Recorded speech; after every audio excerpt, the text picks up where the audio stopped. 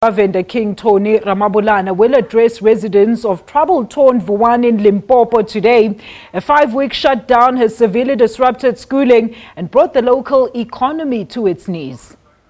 The boycott follows dissatisfaction over a municipal demarcation board's decision to include parts of the area into the newly formed Lim 345 local municipality in Malamulele. Over 30 schools were torched in Vuwani and surrounding areas last year.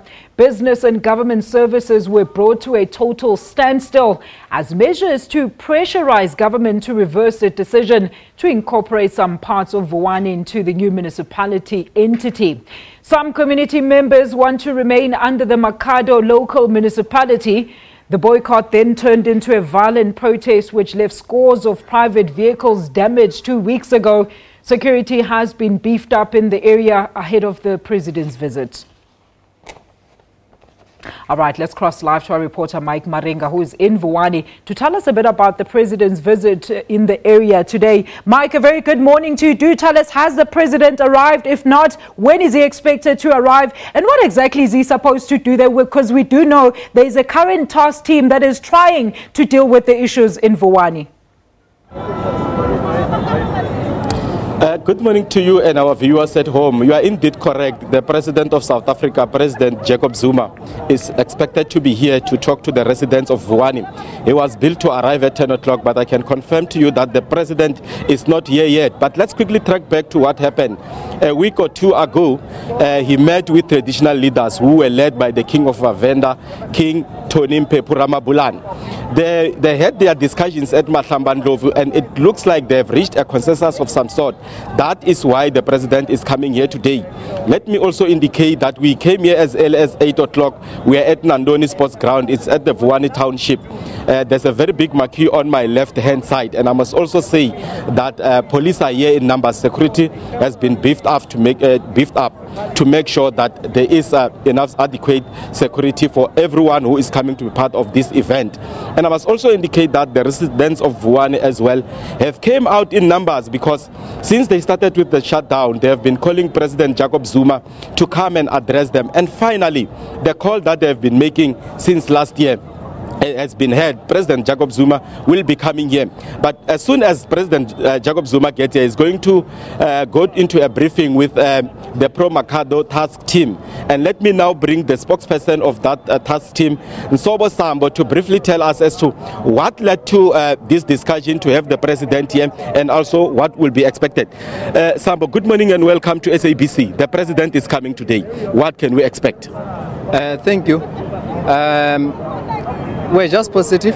That's our expectation, that the president is coming with a solution which will be satisfactory to the residents of Vuwani, to their call being included in the particular Lim 345 municipality.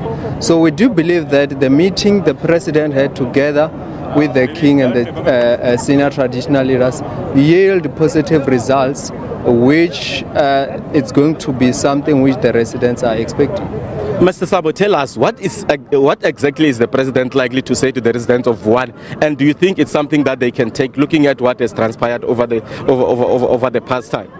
We cannot really say, because we are just in the dark as you are. What we are expecting is to address this issue. We do believe that the king and the senior traditional leaders, those are our representatives. The decision which was taken, it was in the best interest of the community. And we do believe that that particular decision is going to be acceptable to the communities.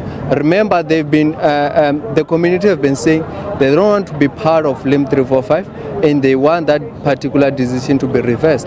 They don't want anything to do with Lim 345. They don't want services, any projects from Lim 345. That has been a call from the community members. If the president does not hit your call to move you back to Makado municipality, is there an alternative that you're looking at as the Pro-Makado task team? There are so many various options around this, and we do believe that one of those various options, it's one which the president is going to evoke to use in this particular situation. So it is our view that there are various options which can be taken. So we do believe, I say again, it will be a decision in the best interest of the community. Before I let you go, let's talk about the shutdown. We understand Vuwani is still on the shutdown. It's been 4 weeks now. What has been happening? If you agree to what the president is going to advance today, are we likely to see schooling resume come tomorrow morning? Thank you. We have been saying all along that until our grievances and concerns are addressed as per our request, we're not going to uplift the shutdown. But if the president satisfies us with the decision taken, then there is no need to continue with the shutdown. We can see everything back to normal. That was Nsobo Sambo, the spokesperson for Pro-Makhado task team, indicating that there are various options that they are looking the president to evoke in order to at least have a rest here in Vuwani. We are expecting a lot of people to still trickle in. When we are on our way here, we have seen a lot of buses that were coming this way, ferrying people into this very same venue.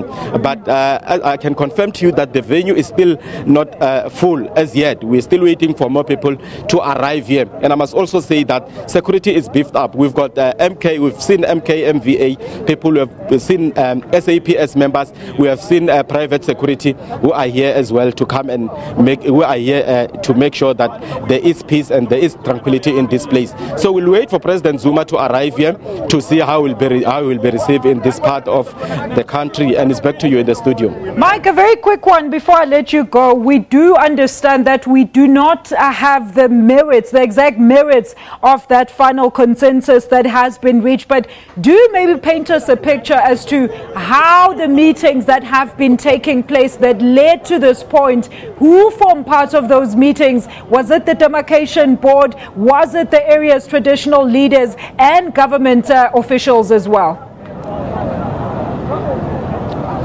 Look, the demarcation board was not involved. The task team has been on the ground. They've been meeting with the Pro-Makhado task team to advance option to the people of Vuwani to say, this is what we can do at the meantime.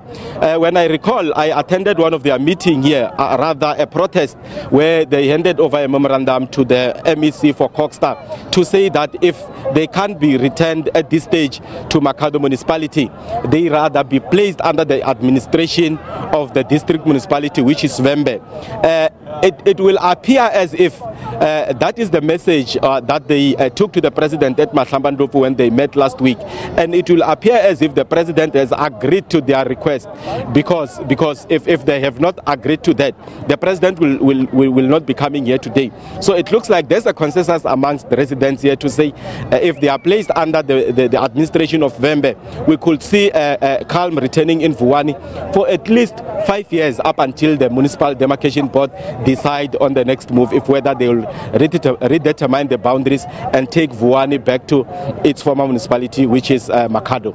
Mike, thank you so much for that picture. It looks like a lively Vuwani, you know, peaceful residents. Will definitely get back in touch with you as soon as the president arrives there. We do understand that, of course, the governmental task team has reached a sort of consensus that is coming out from our reporter on the scene, Mike Marenga. We are waiting for President Jacob Zuma to arrive in the area, and we'll take you back there and see if the residents agree to that. But now to our other leading story, the 16-year-old boy who died when he was allegedly pushed from a moving back in Kolinyi